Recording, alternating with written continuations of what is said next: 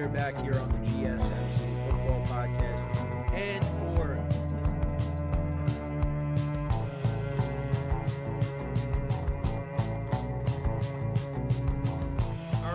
we are back here on the GSMC Football. Keep yourself in the loop of everything football on the Golden State Media Concepts Football Podcast. The latest news on and off the field, be it college football, Big Ten, SEC, Big 12, Pac-12, ACC to the NFL. We've got you covered. Listen to the Golden State Media Concepts Football Podcast.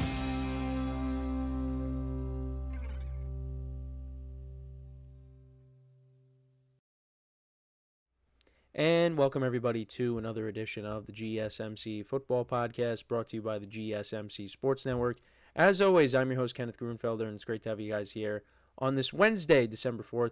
We have a lot to talk about on the show today, like we usually do. But before I get into that, I just want to remind you guys, as always, to tip or donate and get your comments recognized. Make sure to hit that super chat button in the chat if you want to see me acknowledge any thought or comment you may have throughout the live broadcast. Makes the show more lively, more entertaining between myself, the host, and you guys, the viewers. We appreciate you guys' viewership each and every day, so any contribution you can make to the show means the world to us as we put out content for you guys each and every day. And also, the other way to help out the show is by going to the link at the bottom of the show segment on the ticker, gsmcpodcast.net. That is gsmcpodcast.net. So let's get into what we are going to discuss for today. So we're going to start off the show. We are going to talk about more injury news for the 49ers. Both running backs, Christian McCaffrey and Jordan Mason, are being placed on injured reserve. Christian McCaffrey is going to be out for 6 weeks with the injury that he's been dealing with. It kind of flared up again. And then also talk about Jordan Mason. He'll be placed on IR for an ankle injury, I believe. So we'll get into all that in just a second. Then we'll talk about the MVP race, where everything kind of currently stands after Week 13. Talk about Saquon Barkley, Josh Allen, Lamar Jackson, the guys that are, up for this award. We'll get into all that, who currently leads the pack at the moment. Then in the third part of the show, we'll talk about the Vikings-Cardinals game. The Vikings pulling off a comeback, winning on a Sam Darnold go-ahead touchdown late to Aaron Jones. We'll get into that conversation. We'll also talk about two quarterbacks that were benched this season, and since they've come back, they have played really well. And I just wanted to acknowledge them, Anthony Richardson and Bryce Young, and just kind of get into the conversation on, did the benching help? And it seems like it did, so we'll get into that conversation. And then in the final part of the show, I'll go through my power rankings, my top 5 teams after Week 13. So let's get into the first topic, which is talking about the two running backs for the 49ers being out, being placed on injured reserve. So Christian McCaffrey and Jordan Mason were running the ball well on Sunday, and then McCaffrey goes down, and then Jordan Mason also suffered an injury. So you have Garendo, who's going to end up being the lead guy, and this kind of spells the end for the 49ers. I did say this the other day when I recapped the game against the Bills, but this is it for them. I don't really see at this point. And on top of that, you also got the injuries on the defensive side of the ball. I just think it's too much for the 49ers to overcome at this point. And it's unfortunate because McCaffrey, before he got hurt, he was running the ball really well. Like, he looked like the Christian McCaffrey that we're accustomed to seeing. And then at one point, he takes the handoff, or I think it was a pitch. It was one or the other. And he just fell to the ground. And he was ruled out for the rest of the game, and now he's going to be placed on injured reserve because of a knee injury. And it was a long road for him to get back to this point. And, it was great to see him back these past few games, but he ultimately wasn't 100%. And I think we all knew that because he really wasn't running the ball effectively. There's a couple, blips here and there where you're like, all right, there's McCaffrey, but he wasn't 100%. And hopefully next year he could bounce back and he's the Christian McCaffrey of old. But it was a challenging year for him. And this is a guy that has dealt with a lot of injuries over the course of his career. And, you worry about that going forward, especially if you're the 49ers, because, this year was just a lost season with all the injuries. Pretty much all of your starting offensive players got hurt. and missed time, including Brock Purdy, who had to miss a game. Defensively, you lost guys on the defensive line. You're still waiting for Dre Greenlaw to come back from the injury that he suffered in the Super Bowl. Guys in the secondary. It's been a challenging season for them. And not only did you lose your starting running back, but you also lost the backup in Jordan Mason, who also did a nice job filling in for McCaffrey. And now you got to go to the third string. And on top of that, you were missing Elijah Mitchell going into the season as well. So it's just, the Niners, there are certain years where they just can't overcome injuries, or they just deal with a ton of injuries. And I really thought when McCaffrey came back and you got everybody else back, you got Ricky Pearsall, Juwan Jennings back, I thought that this was going to begin a second half run with the Niners. And then, the Nick Bosa injury happens and McCaffrey gets hurt again, and it's just at this point, losing back-to-back games to the Packers and the Bills, their season's over. And I look like I'm flip-flopping, but I didn't anticipate Nick Bosa getting hurt.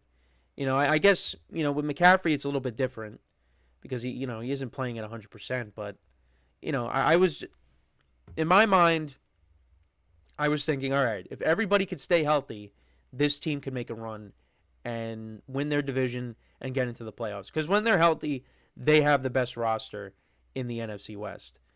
But it just never happened because certain guys came back and then other guys got hurt. And now it looks like, their season's really over. Now, they're 5-7. Can they run the table? Anything is possible. But I just don't see it. I don't see it, especially when you have the Lions coming up on your schedule. This week against the Bears, I think that's a tough game. Now there's no Matt Eberflus, and, we see certain teams this year, like the Saints, for example, when, they let go of their head coach. The first game with the new head coach, with the interim head coach, the team ends up winning. Now, if you're the Jets, it's the opposite, but the Jets actually didn't play that bad against the Bills, even though, their kicker forgot how to make field goals.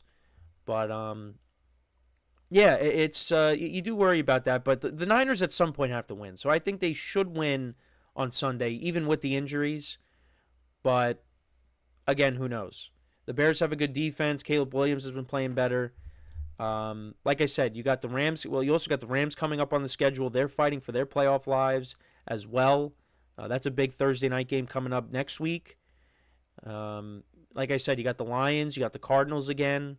So, also the Dolphins on the schedule. So, there's really no gimmies to finish out the year. They could finish with a losing record, which I would not have expected going into the year. But, again, because of the injuries. Now, Kyle Shanahan did say that he's not going to need surgery. McCaffrey won't need surgery. But, he did talk about how, he feels bad for him and that, he worked his way back just to get hurt again. It's been a really tough year for him. And, again, you just hope that going into next year, things are better, and he's the Christian McCaffrey that we're accustomed to seeing. This is what Kyle Shanahan said. This is courtesy of an article on ESPN.com. I just feel for him. It was a real frustrating year for him.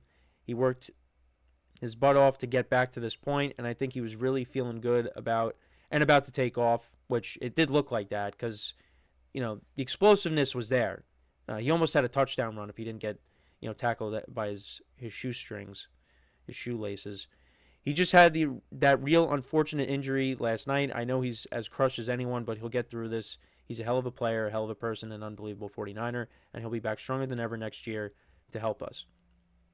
So they'll be going up against the Bears with Isaac Guerendo, who's had a couple of big runs this year. He did score a touchdown in the game on Sunday, which I was hoping was a touchdown pass, but immediately when you see Purdy throw it backwards, it was going to be a running play.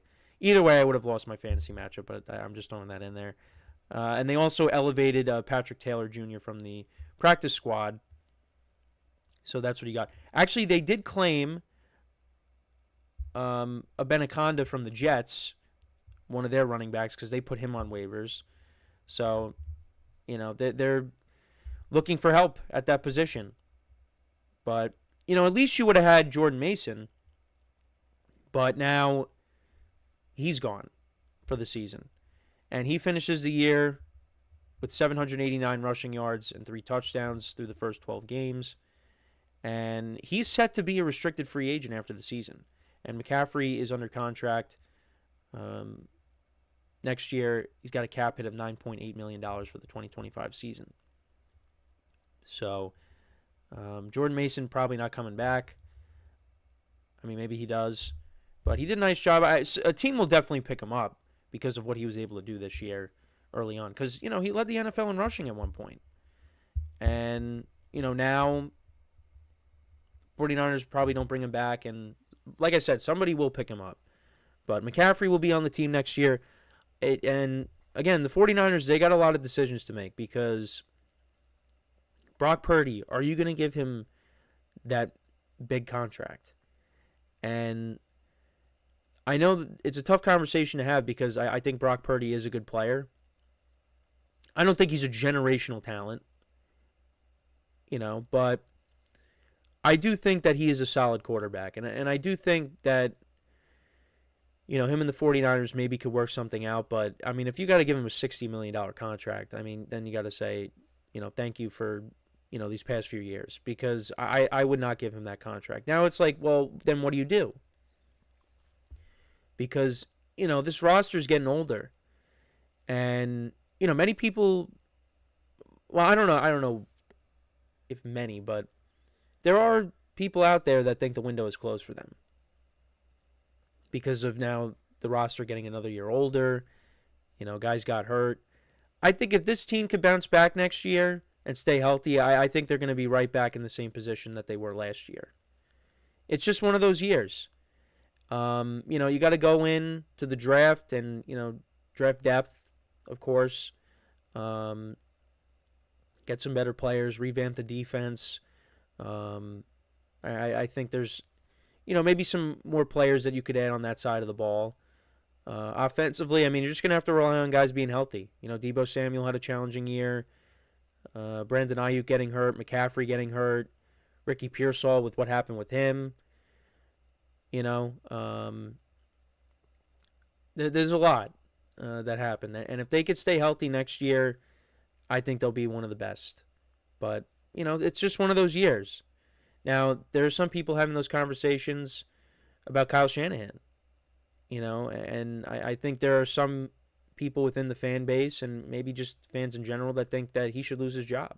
Now, I don't think that's going to happen, but I think people have kind of had enough with, not taking that next step and winning that championship.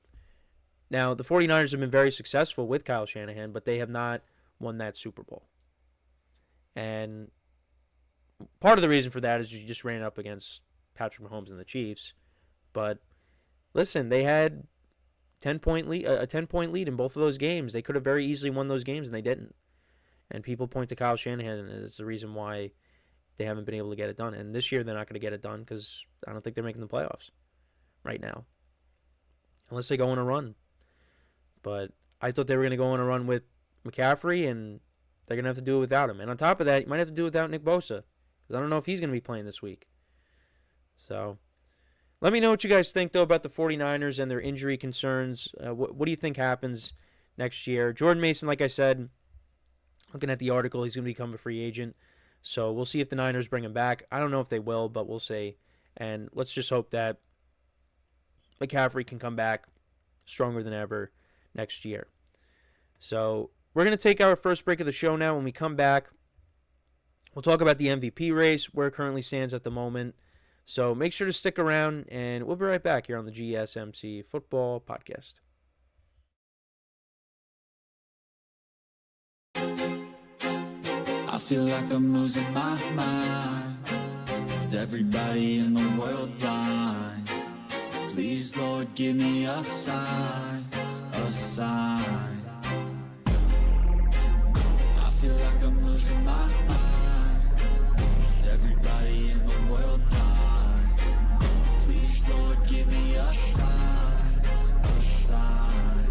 wanna be the greatest. Everybody on the fake shit. I look around and feel like everybody is the fakest. I make this every day and I'm impatient, hoping one day I blow up from the basement. Statement, the top is so vacant. I don't hear shit that I think is amazing. Waiting for my day when I'm playing sold out shows for 1,000 faces. Hey, give me that crown, get in my way and to be put down. It ain't your place, all this my town. If I want that shit, then I'll get it right now.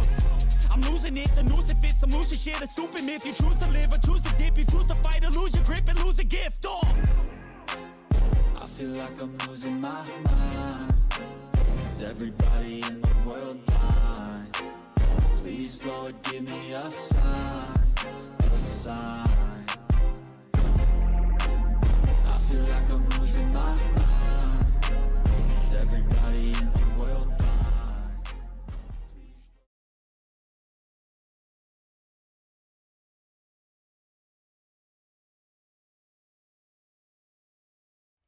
All right, and we are back here on the GSMC Football Podcast, and for the second part of the show, we're going to now get into talking about the MVP race, where everything currently stands at the moment, and I'm going to do this periodically. I might not, do this every single week, but I just wanted to get into it now because I know, it might be a little controversial because you have a non-quarterback in Saquon Barkley having an historic season.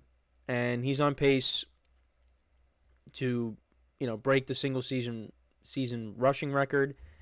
And he's been great. But when you look at the MVP, typically is given to a quarterback. And I thought last year could have been the year that you could have gave it to a non-quarterback. Christian McCaffrey, I think deserved it. I think if Tyreek Hill ended up not getting hurt, you could have maybe put him in that conversation. But, Lamar Jackson had a good year, and it typically goes to a quarterback.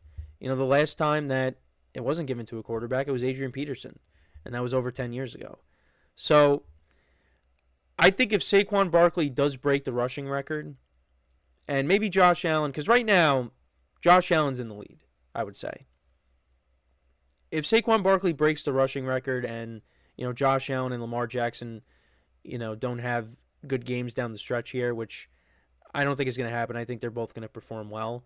Then I think you got to give it to Barkley. But, and again, last year was the opportunity to give it to a non-quarterback, and they didn't do it. But Barkley 100% deserves to be in that conversation. He has had a great season. As a Giant fan, I'm not surprised by how well he's doing, but maybe I'm a little surprised at just on the pace that he's on. And had the Giants, put together a good offensive line around him, and if they were, as good of an organization as the Eagles were, then maybe he would be having that kind of season with the Giants. But if he stayed with the Giants, he would not be in the MVP conversation. He is running behind the best offensive line that he's ever had. And listen, it's with a division rival, so it's not the best thing to see, but look, he ended up in a better situation, and he just wants to play football, and that's what he's doing. I don't think he made that decision to stick it to the Giants. They gave him a good offer that he wanted, and he took it, and now he's having this incredible year. And, once again, scores another touchdown on Sunday. He's been great. If it wasn't for the Eagles running the tush push at the 1 yard line, he could have more rushing touchdowns this year. Because right now, I'm going to pull up his stats here. But he, like I said, he's been unbelievable. He has 1,499 rushing yards on the year. He has 11 rushing touchdowns on the season. He's on pace for, his career best. He's going to have his career best in pretty much every category. And I think he's going to get, as of right now, I think he's going to get to 2,000 yards. And I think the Eagles are going to make sure that he gets it. Even if that does, leak into the final game of the season. But, he definitely does have a strong case. But is it going to be enough because, again, it's a quarterback award. And right now, I think Josh Allen, you take Barkley out of the equation, I think Josh Allen has passed Lamar Jackson at this moment. Lamar these last few weeks has not been great. Was not that good. Well, I mean, he was okay on Sunday. He was okay against the Chargers, was not good against the Steelers. He's kind of slowed down a bit. Josh Allen just continues to roll. I mean, he had 4 total touchdowns on Sunday against the 49ers. One of them, of course, he got 2 touchdowns on one play. But yeah, no, he's been solid. 20 touchdowns to 5 picks, 2,691 passing yards, and he also has 6 rushing touchdowns on the season. And like I said, he has a receiving touchdown as well, which costed me a fantasy matchup. So right now, and the Bills are 10-2. That's the other thing. You know, to a lesser extent, record kind of matters, because if Joe Burrow and the Bengals, if they were in the conversation for the playoffs right now, Joe Burrow would be up there for MVP. Because Joe Burrow right now has 30 touchdowns to 5 interceptions. He's got better stats than Josh Allen from passing yards to touchdowns. They got the same amount of picks. But because the Bengals are 4-8, he's not a part of that conversation. So record does kind of matter too. They don't really want to give it to someone that, you know, your team finishes with a losing record. Now, I think if Joe Burrow was on pace to break, you know, Peyton Manning's touchdown pass record, and the Bengals were, you know, like this right now, 4-8, then I think you might have to consider giving it to him. No, you will give it to him, because who knows if that record's ever going to be broken. But yeah, if the Bengals were in a better position, Burrow would be in that conversation. But right now, you got Josh Allen, you got Saquon Barkley, and you got Lamar Jackson. Right now, the favorite, in my opinion, is Josh Allen to win this. The Bills are 10-2. He's playing really well again, coming off of that 4-touchdown performance. You know, had a rushing, a receiving, a couple of passing touchdowns. You know, again, the one play that had a passing and receiving. But he's been great. The Bills are rolling.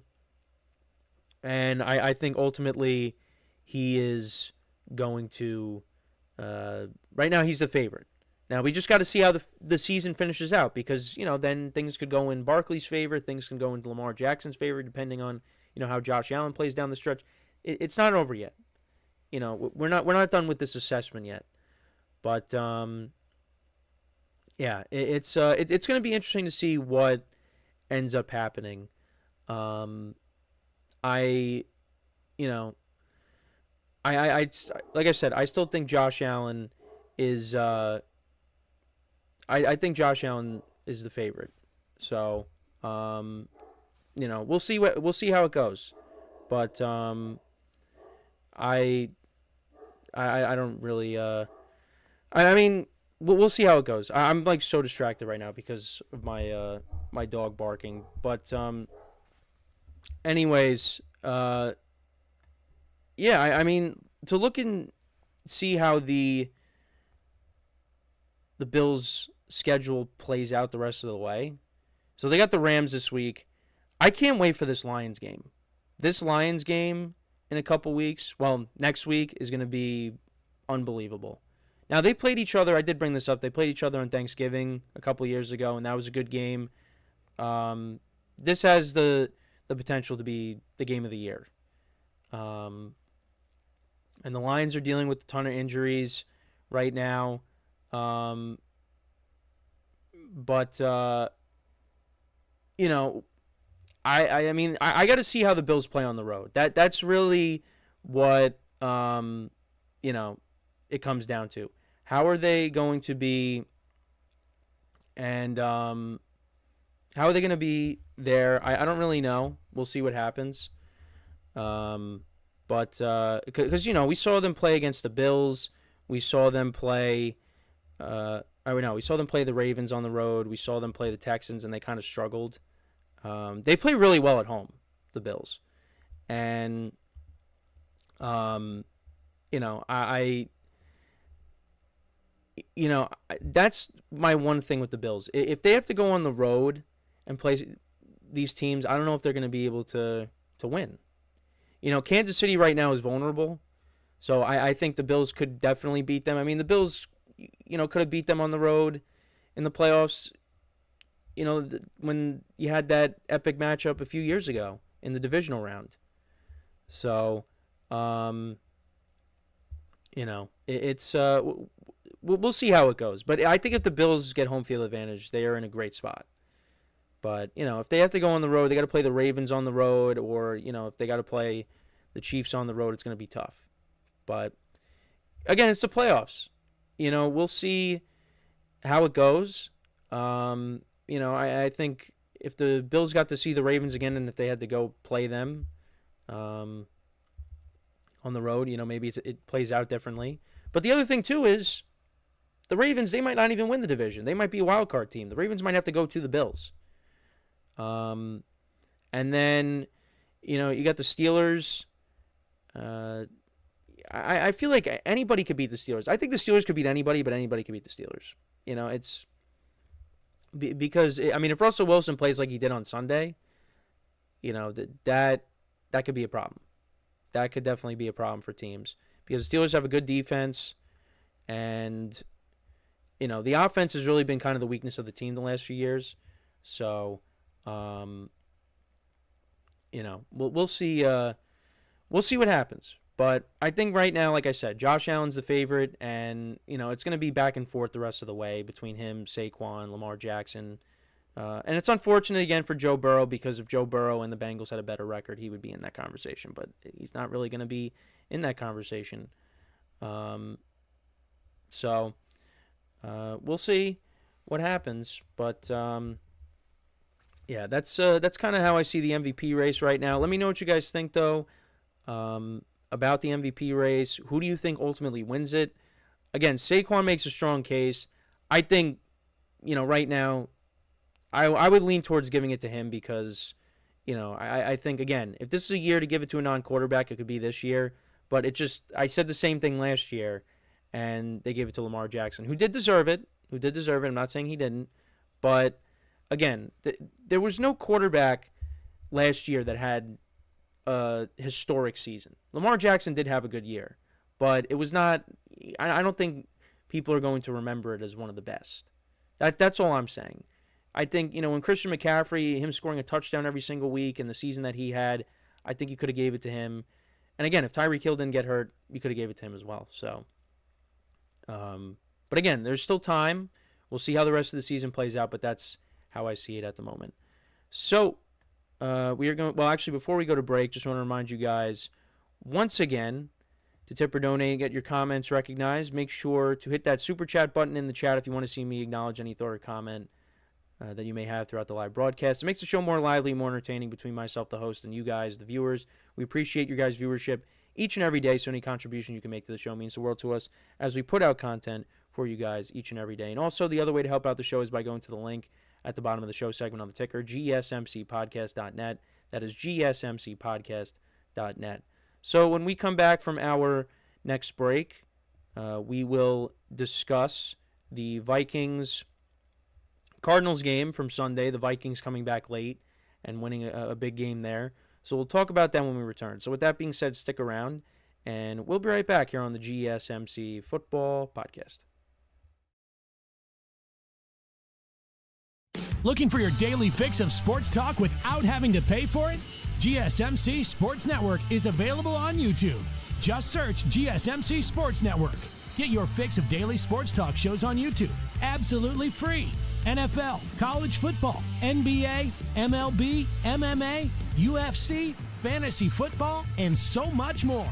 GSMC Sports Network has shows running all day long, with new sports shows starting every 2 hours. Just like on your favorite cable sports channel, except GSMC Sports Network is absolutely free. Just search GSMC Sports Network on YouTube to catch one of your new favorite shows, like the GSMC College Football Podcast, Chip Shot Football Podcast, Hoops and Heels Women's Sports Podcast, GSMC Basketball Podcast, and so many more. Check it out for yourself.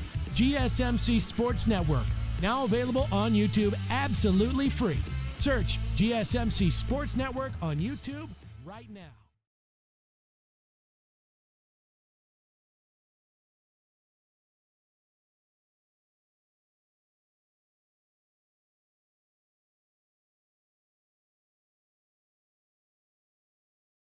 All right, and we are back here on the GSMC Football Podcast. And for the third part of the show, we are going to now get into talking about the Vikings-Cardinals game from Sunday. The Vikings rallying late to beat the Cardinals. And, yeah, I mean, the Cardinals, they gave the Vikings problems early on in this game. Defensively, the Cardinals really shut down the Vikings offense.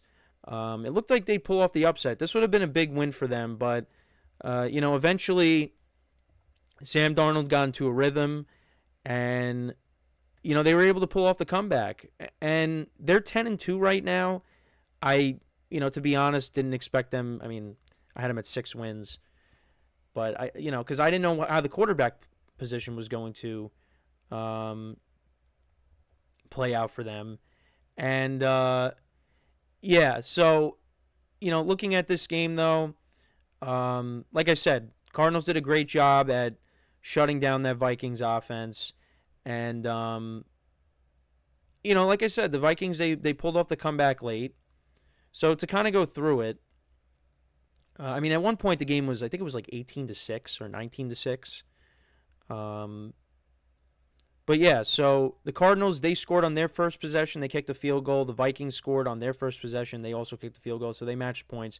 But then Aaron Jones fumbled, but that led to a missed field goal. And then in the second quarter, you had both teams exchange field goals. And then the Cardinals kicked a field goal before the end of the first half. That made it 9-6.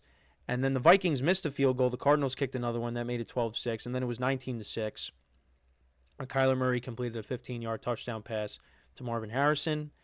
And then the Vikings responded. They scored a touchdown on their next drive. So that made it 19-13. And then Kyler Murray threw a pick trying to hit Michael Wilson, who actually had a nice catch in this game. Did see the highlight of that. Then the Vikings kicked a field goal to make it a 3-point game. Cardinals then kicked another field goal. And then Sam Darnold throws a touchdown to Aaron Jones, so he redeemed himself after the fumble, a 5-yard touchdown. So, yeah, that made it 23-22. And then Kyler throws a pick at the end of the game, and the Vikings end up with the win. But it was not easy. It was not easy. Sam Darnold, he went 21 of 35, or 21 of 31 for 235 yards, 2 touchdowns, no interceptions. The Vikings only ran the ball for 68 yards in this game. Justin Jefferson had 99 yards receiving in this game. Jordan Addison, 54. T.J. Hawkinson, 28. Aaron Jones had 2 fumbles. One of them he ended up losing, like I said early on in the game. Vikings defense only 1 sack of Kyler Murray. And Kyler wasn't that bad, although the interceptions were costly. 31 of 45, 260 yards, 1 touchdown, 2 interceptions. The Cardinals ran the ball for 154 yards. James Conner had 68 yards on the ground. Trey Benson, 20 yards on the ground. DeMarcado had 12. Trey McBride had 96 yards receiving. Marvin Harrison Jr. had 60 yards and a touchdown. The Cardinals defense actually had 5 sacks on the day of Sam Darnold. And, you thought they were going to pull off the upset. They were 3-point underdogs on the road, but, they just came up a little bit short here. And, for the Vikings, that's a big win for them. They get to 10-2. They still are a game behind the Lions for first place. But this team is going to make the playoffs, and, they could win 12 games, but, still end up being a wild card team. But that's the NFC North for you. That's the best division in football. I mean, even though the Bears are 4-8, they could have very well beat, all 3 teams that they just went up against. Their 3 divisional opponents. It's just they were on the losing end of all 3. And then on top of that, you also have the Packers, who are 9-3 on the season. Big game tomorrow between the Lions and the Packers. That could be the game of the week. But, you got to give the Vikings credit. Give Sam Darnold credit.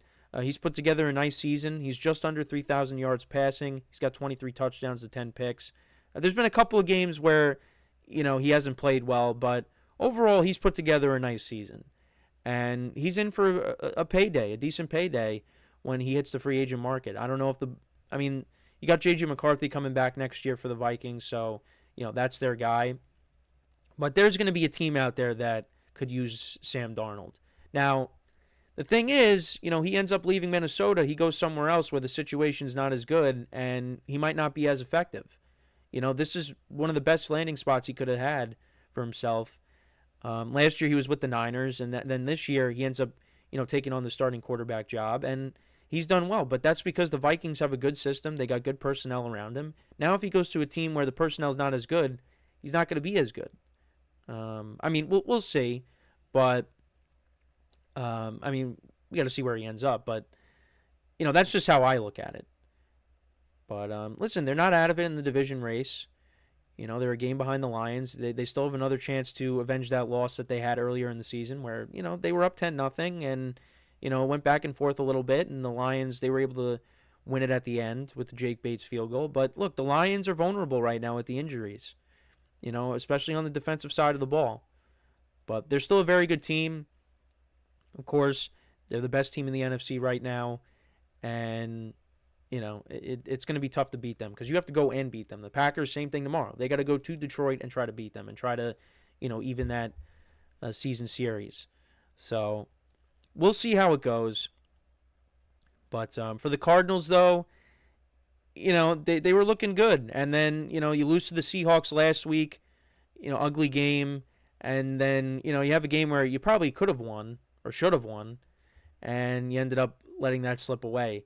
But they got another chance to beat the Seahawks. They still play the Rams one more time in the 49ers. You got the Patriots and the the Panthers have been playing better, so that's going to be a tough game. They still got a shot. They still got a shot here. The Seahawks 7-5 right now. If the Cardinals win, then they're going to be tied. So we'll see how that goes. But that's another tight race in the NFC West. So we will see what happens there. So but let me know what you guys think about this game. What were your takeaways from it? It's going to be interesting how that NFC West is going to play out because right now the Seahawks are in the driver's seat to win it, and you got the Cardinals and the Rams behind them. They each play each other one more time. The 49ers, I think they're kind of done at this point. But, who knows? I'm curious to see how it all plays out. But I give the Cardinals a lot of credit. I give Jonathan Gannon a lot of credit. This team has played better. And, partly because, Kyler Murray has played the whole year. Last year you saw what this team looked like when Kyler, came back. And, they were competitive. They, won some games. They beat the Eagles in Philly. Now you got a full year of him and, Marvin Harrison Jr. They're still trying to work on that, rapport. But at some point they will, and it's going to be, we've seen it at times this year when they are on the same page. It makes a difference. And, they extended James Conner for 2 more years, and he's been a consistent running back. He's been one of the most consistent running backs in the NFL. So there's a lot to like about the Cardinals going forward. But their season's not over yet. They can beat the Seahawks on Sunday, and then I think for the most part you control your own destiny. It's going to be tough down the stretch, but they still got a shot. It's just losing games like this late in the season when you're in a tight division race. It's tough. Every game matters. So and they don't really have a. They still even a wild card. The Commanders did pick up a win on Sunday, so they kind of ended their skid. But, the other 2 spots are occupied by NFC North teams, the Packers and the Vikings. Those teams are both making the playoffs. The Packers made the playoffs last year at 9-8. They got 9 wins right now. They're not losing every single game to finish out the season. They're going to finish with 11 wins, 11 or 12 wins at this point. So, every game's important, and for the Vikings, they can't afford to slip up because, they want to try to, in terms of the division, they can't afford to slip up, but, they're in a good spot when it comes to the wild card. They're the top wild card team, and, if they end up being that top wild card team, you're playing the NFC South. So, whether it's the Falcons or the Bucks, I like the Vikings' chances. I would like their chances better if it's against the Falcons because of how Kirk Cousins has played, but, they're playing him on Sunday, and he's not playing well. He is not playing well, and that game on Sunday could get ugly. If he plays like he did against the Chargers, and this is on the road now, and his last road start against the Broncos, that was bad too. The Vikings could take advantage of that and win that game. And, for the Bucs, you got the Raiders at home. So, if the Falcons end up losing and they end up winning, Bucs are back in first place. So, we'll see how that goes as well. But, yeah, no, there's a lot of things to be excited about down the stretch. There's a lot of tight races, both in the wild cards and in the divisions. So, the Vikings, though, I mean, they can end up with, like I said, they can end up with 12 wins, and they're still a wild card team. But, again, that's the nature of the NFC North, the best division in football. So, that's my thoughts on that and this game. Again, it was an exciting game. Vikings pulling off the comeback, and the Cardinals out. That's a tough loss. So, we'll see how they bounce back for their next game when they take on the Seahawks, which is a very important game for the NFC West. So we are going to take our next break, and then when we come back, we will talk about a couple of quarterbacks that got benched this season, and just kind of get into that conversation, and how both Anthony Richardson and Bryce Young have looked. We'll talk about them, how they, if the benching helped, which again, it looks like it did. So I just wanted to acknowledge their performances over the last few weeks. And, so that's what we will discuss when we come back from our next break. So with that being said, stick around, and we'll be right back here on the GSMC Football Podcast.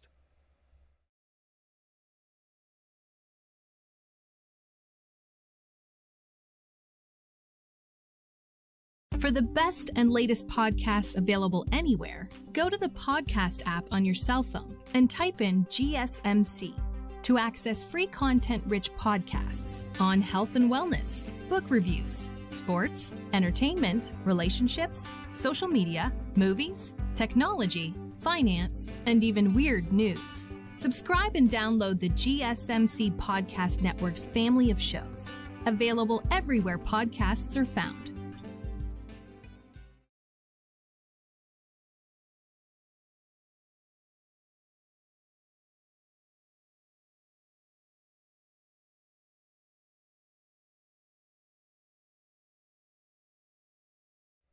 All right, and we are back here on the GSMC Football Podcast. And for the fourth part of the show, we are going to now get into talking about Anthony Richardson and Bryce Young and how they have looked since they have come back from, both of them being benched. Now, it was for different, kind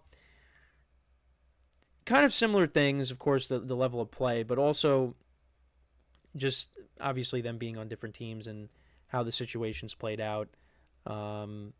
You had two former AFC North quarterbacks coming in to play for them.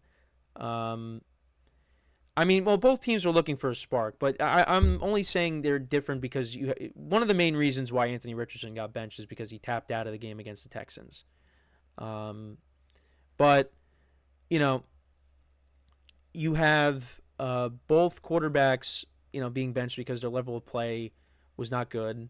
And, the teams were looking for a spark. And, the Panthers, they got a spark out of Andy Dalton that first game against the Raiders, but then they didn't win a game after that.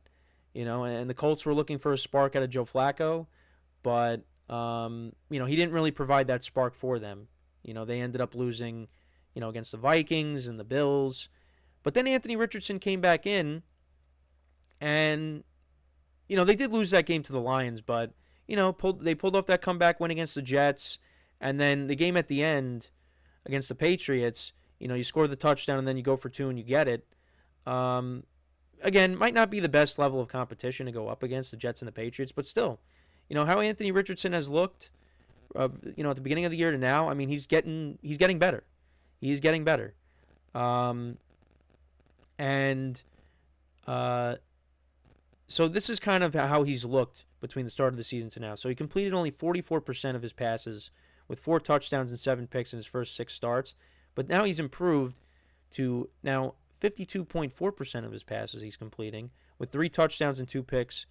And like I said, he hit Alec Pierce for that touchdown pass late in the game. That was on 4th and goal with 12 seconds left, and then they went for 2 and got it. It was a design run with him, and he ended up scoring. And then, with Bryce Young has really impressed me. It's just unfortunate that, the Panthers have kind of been on the losing end of these games against the Chiefs when they pulled off a comeback, but they fell short. And then, against the Buccaneers this past Sunday, where they should have won, but Chuba Hubbard ended up fumbling when they were in field goal range. And then the Bucs got the ball back, and they kicked the game-winning field goal of their own. But Bryce Young has looked good, too. After 2 games, he got benched for Andy Dalton. He had a 44.1 passer rating, which is not good. And he has completed 60.4% of his passes for 1,062 yards passing, 6 touchdowns, 3 interceptions, and he's gone 2-3 in 5 starts since he's come back. They won 2 straight games. They haven't done that in a while, actually, because there were some stats that I saw on social media that I wanted to acknowledge. Bleacher Report posted Bryce Young stats. So this is since he's come back. He has 5 total touchdowns and 1 pick. He has 858 passing yards. He has an 84.6 passer rating, 3rd in the NFL in the last 5 weeks. He led his team to a game-tying or game-winning drive in all 4 games. Led Panthers to back-to-back wins for the first time since 2021. He's looked like a different guy. And, to bring up the benching and if it helped, yeah, it did. And, maybe, for Anthony Richardson, this was going to, I wasn't concerned on whether or not he was going to get traded or not. But Bryce Young, it was looking like this was the end for him in Carolina, and he was going to end up somewhere else. But, I think just to have that time off and to reset and just kind of watch how, the veteran quarterbacks go about their business, that really did help them. And, maybe the wins aren't there for, Bryce Young, but, his level of play has improved. He should be 3-2 right now. And again, they pulled off that comeback against the Chiefs. Now, we're going to see how he looks when he takes on the Eagles, because the Eagles have one of the best defenses in the NFL right now, the way they're playing. But he's looked good.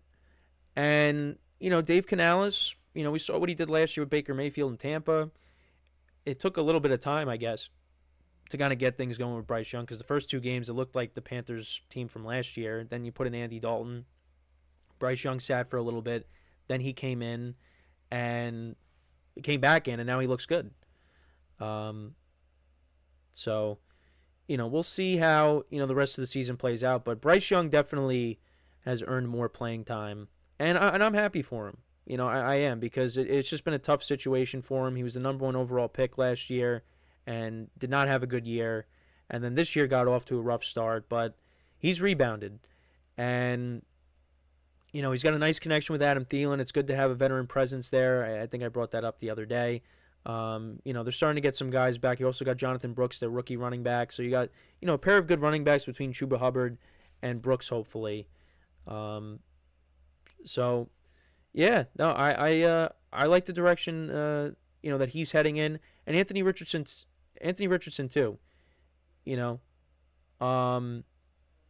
talent is there for both guys. But, Anthony Richardson, he could chuck up a 60-yard pass, and it's like one of the greatest passes you'll ever see. But then the little things, throwing bad interceptions in the end zone, it's the benching definitely helped him as well. I know, again, the wins came against the Jets and the Patriots, but he's looked better. And, on Sunday, they were down a couple of wide receivers. There was no Josh Downs, I believe, and then also I think Ashton Doolin, he was also out too. They still had Pittman for the game. I think Alec Pierce was questionable, but Alec Pierce played in the game. He caught the touchdown. But yeah, they were they were able to get the job done. And you take it from there. The Colts have a lot of young wide receivers. that Anthony Richardson could build a rapport with. You also got Jonathan Taylor, who's one of the best running backs in the NFL. So, I mean, finish the year strong and go from there. But I think it's good that you have Flacco there. I know Flacco didn't play great when, he was the starter, but, just to have that veteran presence there. Both him and Andy Dalton, just having those guys there that have been through it, that have played in big games, that's going to help these guys develop. And, it just brings it back to the conversation of, should guys, should rookie quarterbacks, sit for a year and then be, put in the following season. You have that bridge. And I will say that I guess it really just all depends on the situation and where you're taking this quarterback. Because I did have this conversation with one of my friends last week. It's like if you take the quarterback with the number 1 overall pick or, the number 2 overall pick, like Jane Daniels and Caleb Williams, like those guys are going to start. Now, Drake May was taken with the 3rd pick, and he ended up sitting for a little bit behind Jacoby Brissett. But, Patriot fans didn't want to see him start right away because the offensive line was not good. But you feel bad for Jacoby Brissett because he's got to play behind that line. And look at how Drake May is. Drake May looks good.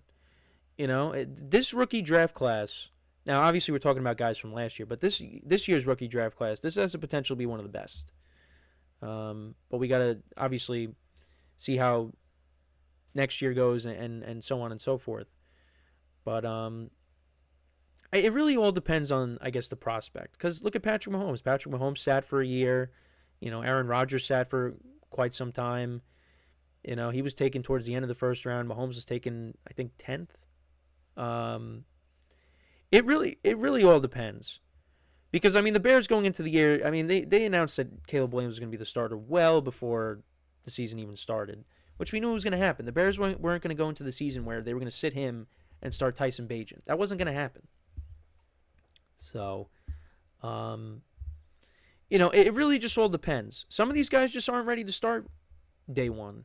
Anthony Richardson, this is essentially his rookie season because his rookie season got cut short last year because of injury. Bryce Young, the Panthers was not a good situation last year. And again, still might not be great, but at least it seems like there's improvement. The biggest thing you want to notice is improvement, and that's you see that out of Bryce Young. There's improvement there. And I brought up the stats. He's doing things for the Panthers that haven't been done in quite some time. Back-to-back games they've won for the first time in 3 years. That's unbelievable. You wouldn't think that, but that's just how, poor the Panthers have been over the last few years. So, no, I hope that they continue on this upward trajectory, and because seeing some of the videos of Bryce Young, after the benching, he just looked so defeated. But you know what? We saw that on the surface, but behind closed doors, maybe it really, it affected him. But you know what? He probably put his head down and he said, you know what? I'm going to come back and I'm going to be better. And he got he got another opportunity this year because Andy Dalton also got hurt. And he's played well. And that builds confidence. And the team believes in him. And, again, these losses have been tough, but, hey, he's played great. So, and he's playing against, teams that are, going to the playoffs or trying to make the playoffs, like the Buccaneers this past week. And, of course, you have the Chiefs who are, the defending Super Bowl champions. It takes a game-winning field goal for them to beat you. You got to hold your head high for that. Depending on how you view moral victories. Obviously you want to win the game, but there's definitely more confidence in Carolina. And for the Colts, look, I think Anthony Richardson has the capability to be a really good quarterback. He has the talent. But he's still got a lot to learn. And, with these wins that he has had, that's going to build confidence. So, and if he could just improve on the little things and protect himself because, running the football got him hurt last year. He's still going to be that guy that's going to try to truck you. If he could do all that, protect himself and improve on the little things, he's going to be good. He's got the talent there, and the Colts, they got, like I said, a lot of young receivers around him. They got to still improve this team. I think the defense needs some improvement. Maybe you get him another weapon, but I like the direction that the Colts are heading in, and they're still not out of it yet. They got an outside chance to make the playoffs. I don't think they're going to, but, we'll see what happens down the stretch. So, but the benching's helped for both of these guys, and you like to see it. And it goes back to what Tom Brady said. He talked about how, quarterbacks really aren't developed. They kind of just are thrown into the fire at times, and they're just not ready. Brady had to sit a little bit too. So, again, I think it all depends on the situation and the prospect. I guess that's what it comes down to. But let me know what you guys think, though, about Anthony Richardson and Bryce Young's recent performances. How do you see them finishing out the year? Let me know in the comments. So we are going to take our final break of the show, and then when we come back, we'll do my power rankings. I will rank my top 5 teams after Week 13. So for one final time today, stick around, and we'll be right back here on the GSMC Football Podcast.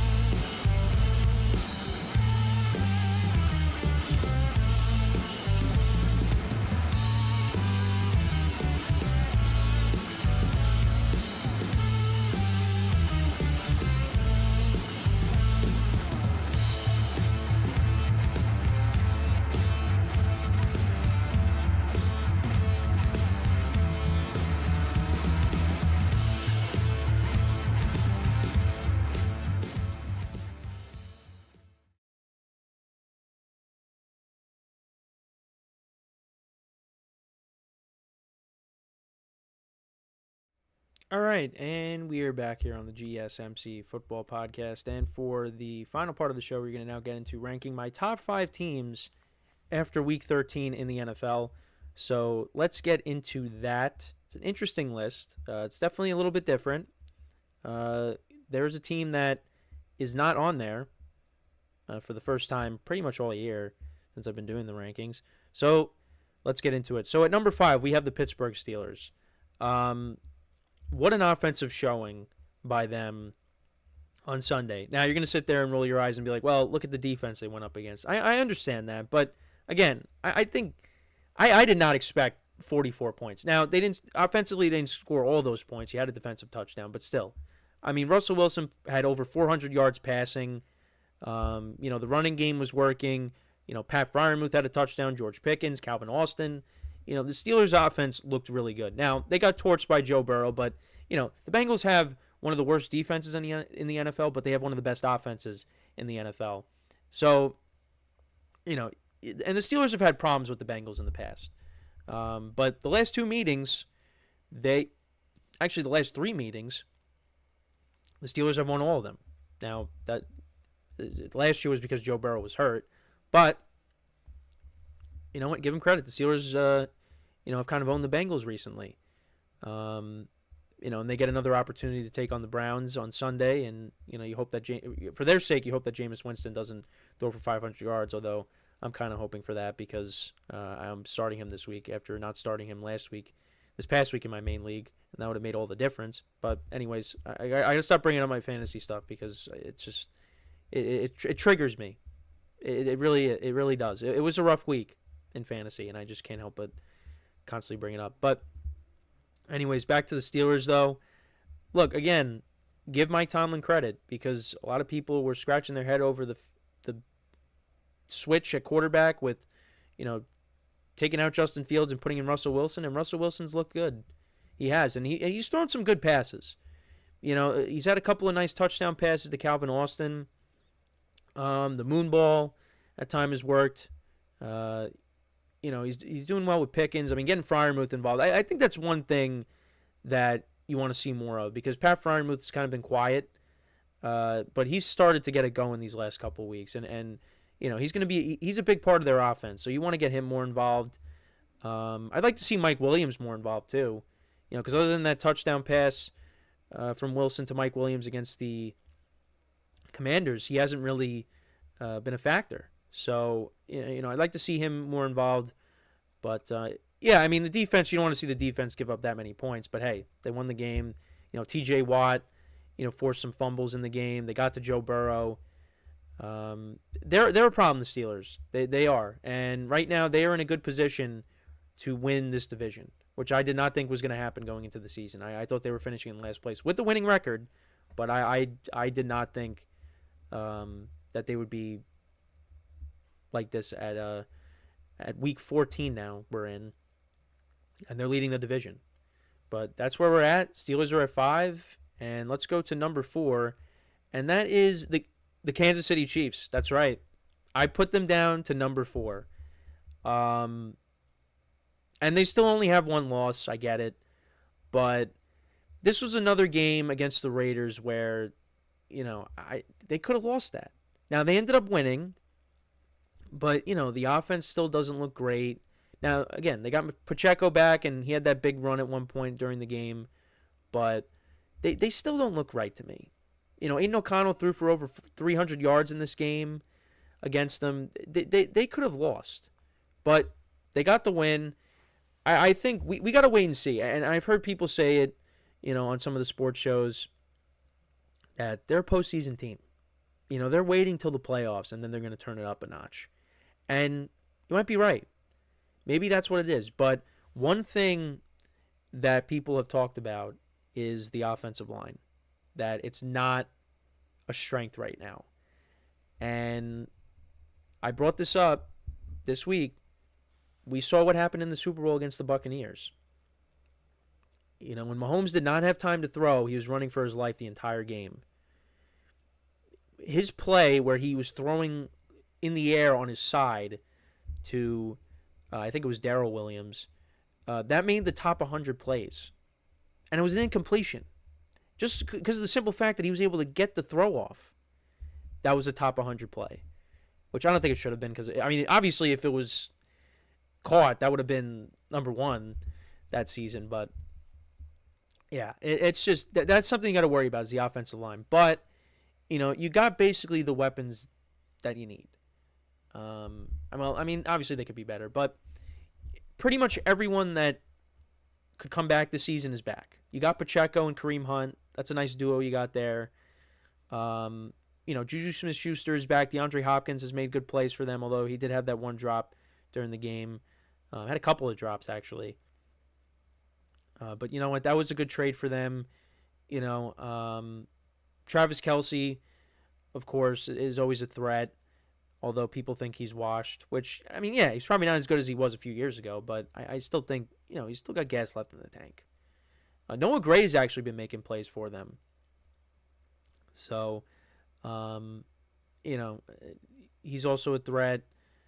Obviously not having Rashee Rice does hurt, but, you still got guys that you could throw to. And, you got Patrick Mahomes, and, they'll figure it out. And Andy Reid, who's one of the best head coaches in the NFL, of course. So, they're at number 4, though, because it's just their wins are not impressive to me. And I just think the teams ahead of them, if the Chiefs were to play them right now, well, they already played the Bills, they would lose to them. So that's why at number 3, we do have the Buffalo Bills, who did beat the Chiefs already this year, and that was in their home stadium. Josh Allen continues to roll. That was another great performance by him on Sunday, 4 total touchdowns. I went through it a million times already. But you also had the running game was effective. Obviously, when the weather's not like that, it's going to be a little different. But, you had Ray Davis had a touchdown. James Cook had a big touchdown. James Cook is an X factor on this offense. If he's rolling, this Bills offense is, as good as anybody's. But it also helps when you have the leader of the pack when it comes to the MVP conversation, and that's Josh Allen. Going into the season, a lot of moving parts. No Stephon Diggs anymore. They signed a bunch of guys. They drafted Keon Coleman, and it's worked. It has worked, and he could be winning his first MVP. The defense is starting to get healthier as well. Had a couple of turnovers in the game on Sunday, although the weather kind of played a factor because one of them, Brock Purdy, went to throw the ball, and the ball just slipped out of his hand. But this is a dangerous team. But like I said before, I want to see how this team, the way it's playing right now, I want to see how it plays on the road against a team like the Lions, for example. Go into a hostile environment against a team that is just as good as you, if not better, and win the game. Go into Detroit and beat the Lions. If they do that, then I'll sit here and say they could beat anybody. Now, I still kind of think that. But that would really show me something if they went into Detroit on the road. Because at home, they're very good. If they can get home field advantage, they have a great chance to make it to the Super Bowl. But if they got to go on the road and play, the Chiefs. I mean, I had this conversation before, but if they got to go on the road against some of these better teams, it's going to be tough. It's going to be tough. But right now, I mean, they're the 2 seed, so really the only way they're going to be going on the road is if they're playing the Chiefs in the AFC Championship game. But they could still pass them. I think there is another loss in the Chiefs' future. But then again, I also think there might be another loss in the Bills' future. We'll see. But they're playing really good right now. Like I said, they're getting healthier. I got them at 3. At number 2, I have the Philadelphia Eagles. That's right. They have been impressing me. Now, a little bit different of a style compared to the Bills. Jalen Hurts is not in the MVP conversation, but they're playing really good defense. They're running the football, kind of like how they did. Well, I mean, honestly, this might be the best iteration of the Eagles running game because Saquon Barkley is having a historic season, and we talked about him before. Because in 2022 you had Miles Sanders and Boston Scott and Gainwell. You still have Gainwell on the team, but Saquon Barkley is a difference maker. Last year they ran the football okay with Swift, but I mean Saquon's one of the best running backs in the NFL. And running behind that offensive line, the Eagles have kind of found that recipe, and their defense has gotten into a rhythm.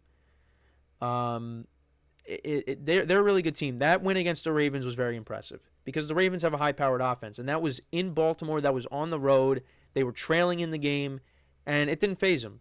They got back in that game, and they took the lead and didn't look back. Now, they got a little bit of help with Justin Tucker having an off game, but still, I mean, you held the Ravens out of the end zone for the most part. I really liked what I saw out of the Eagles on Sunday. This is a very good team. This team, the team that's at number 1, is in trouble because I think if the Eagles right now, I think the way the Lions are and the way the Eagles are at the moment, Lions are banged up, I think the Eagles might beat them. And I said this going into the year. Now, early on, I was like, the Eagles don't look good at all. But they're rounding into form.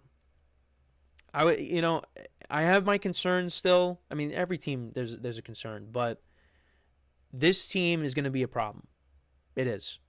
I think they deserve to be in this spot right now. You can make the argument you could put them in number 1 because of how banged up the Lions are. But right now, I got them at 2. They're playing good football right now. So that's why I got at 2. And then at number 1, I got the Lions. No surprise there. They pick up another win against the Bears. They could have lost that game. They could have.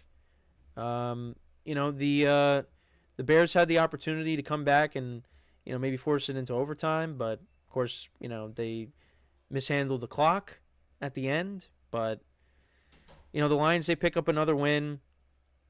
This is the best team in football right now, and hopefully they can get healthier on defense because at some point these injuries are really going to hurt you. And, they just keep winning games. Now, they got a very tough game on Sunday against the Packers. Tomorrow against the Packers. So we'll see how that game goes. The Packers went in there and beat them last year on Thanksgiving. So we'll see how this game plays out. But, Jared Goff is playing well. Amon-Ra St. Brown's having a good year. The running backs, Sonic and Knuckles, David Montgomery, and Jahmyr Gibbs, been great. Sam Laporta got it going a little bit last week, had 2 touchdowns. He's kind of been quiet this year, but, still a solid tight end. I don't think I brought this up during I don't think I brought it up during the recap of the Thanksgiving game with the Bears, but literally in the first quarter, you had Penei Sewell, their offensive lineman. It looked like he was going to throw a pass. I mean, they were bringing out all the trick plays already. It's just, I love watching this team. I really do. They just throw a bunch of stuff at you, and also I didn't bring up Jamison Williams as well, but he's an explosive player too. He had that hurdle in the game last week, but he also got an unsportsmanlike conduct penalty where he threw the ball at a Bears player, and they talked to him about it, obviously, but you got to be careful with that. But hey, look, the Lions are in a good spot. They're well coached. Obviously, there's that whole thing with Jahmyr Gibbs, posting something on the whiteboard or posting something on social media with the whiteboard of their play calls in the background. So you don't like to see that, but they are they're a really good team. They're the best team in the NFL right now. Like I said, I think the Eagles could beat them, and I think that could be the NFC Championship game right there, is the Eagles and the Lions. So we'll keep an eye on that, but I'm still going to put the Lions at number 1.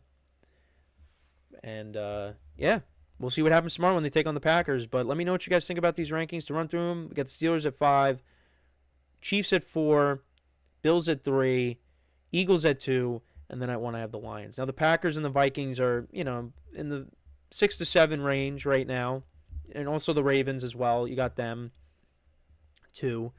But yeah, that's my top 5. The Steelers, they've been in the top 5 2 of the last 3 weeks, I believe. So, but the Ravens, they fell off. With this loss now, not that they fell off. They just fell off on my list. I'm not saying they fell off like their season's over, but I'm just saying they just fell out of the rankings. And that was, I think, for the first time all year. But, you got to give the Steelers credit. They're in first place. I still think the Ravens are better. But, if the Steelers go in and beat them in Baltimore when they play them later this year, you can't really say that. So, but yeah, that is pretty much it for the show for today. Thank you guys for tuning in. Make sure to check out all the other shows as well. Make sure to leave a like, comment, and subscribe to the video. And as always, I'm your host, Kenneth Grunfelder, signing off from the GSMC Football Podcast, brought to you by the GSMC Sports Network. Have a good day, and I will talk to you guys tomorrow. Take care.